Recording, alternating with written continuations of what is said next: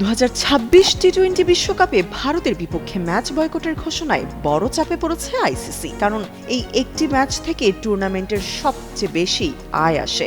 জানা গেছে ম্যাচটি না হলে প্রায় 6,150 কোটি টাকার ক্ষতির আশঙ্কা রয়েছে।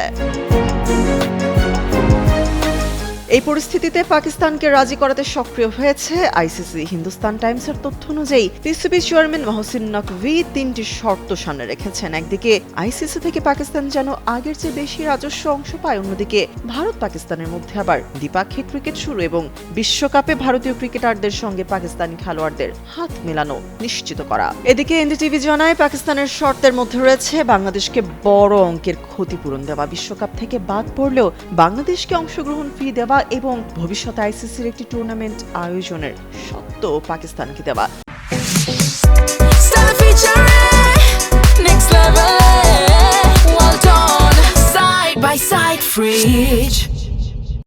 এই জটিলতার মধ্যে রোববার লাহোরে 5 ঘন্টার জরুরি বৈঠকে বসে আইসিসি। সেখানে পিসিবির পাশাপাশি বিসিবি সভাপতি আমিনুল ইসলাম বুলবুলও উপস্থিত ছিলেন। বৈঠকে বাংলাদেশকে ক্ষতিপূরণ সহ কিছু সুবিধা দেওয়ার আশ্বাস দেওয়ায় পরিস্থিতি কিছুটা সহজ হয়েছে। ভারতের বিপক্ষে ম্যাচ খেলার বিষয়ে আপাতত ইতিবাচক আছেন মহসিন নকভি, তবে চূড়ান্ত সিদ্ধান্ত নেবেন পাকিস্তানের প্রধানমন্ত্রী শাহবাজ শরীফ। তার সম্মতি মিললেই বিশ্বকাপে বহুল প্রতীক্ষিত ভারত পাকিস্তান ম্যাচটি মাঠে গড়াবে।